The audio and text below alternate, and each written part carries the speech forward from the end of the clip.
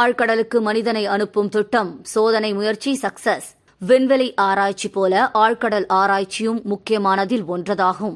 சமுத்திராயன் திட்டத்தின் கீழ் தாதுக்கள், நுண் உலோகங்கள் போன்ற ஆழ்கடல் வளங்களை ஆய்வு செய்வதற்காக இந்தியா 3 பணியாளர்களை 6000 மீட்டர் ஆழத்திற்கு மத்சியா 6000 என்ற வாகனத்தில் அனுப்பவுள்ளது. இந்த திட்டம் புவி அறிவியல் அமைச்சகத்தின் திட்டமாகும். இதற்கு ரூபாய் 4800 கோடி ஒதுக்கப்பட்டுள்ளது. இந்த மத்சியா 6000 நீர்மூழ்கி இயந்திரம் நீருக்கடியில் ஆராய்ச்சி மேற்கொள்ளும் வகையில் கோள வடிவில் டைட்டானியம் உலோகத்தால் உருவாக்கப்பட்டது. இது சுமார் 6.6 மீட்டர் நீளமும் 210 டன் எடையும் 6000 மீட்டர் ஆழத்தையும் அடையும் வகையில் வடிவமைக்கப்பட்டுள்ளது. இந்த நீர்மூழ்கி இயந்திரத்தை இயக்குவதற்காக முன்னாள் கடற்படை அலுவலகர்கள் 2 நியாட் அலுவலகர்களுக்கு பயிற்சி அளித்து வருகின்றனர். 2026ஆம் ஆண்டிற்குள் செயல்பாட்டுக்கு வர செய்வதை குறிக்கோளாக வைத்து ஆராய்ச்சியாளர்கள் மும்முரமாக பணியாற்றி வருகின்றனர். இதற்கான சோதனை ஓட்டம் வெற்றிகரமாக நடந்து முடிந்துள்ளது.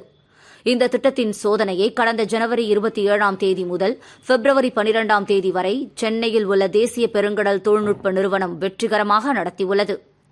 ஆழ்கடலில் மனிதரை அனுப்பி 15 நாட்களுக்கு மேல் சோதனை நடத்தப்பட்டது என அதிகாரிகள் தெரிவித்தனர்.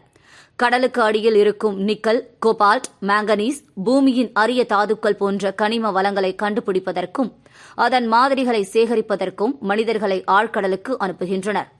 இந்த திட்டம் 2026ஆம் ஆண்டுக்குள் நிறைவேறும் என புவி அறிவியல் அமைச்சக அதிகாரிகள் தெரிவித்துள்ளனர்.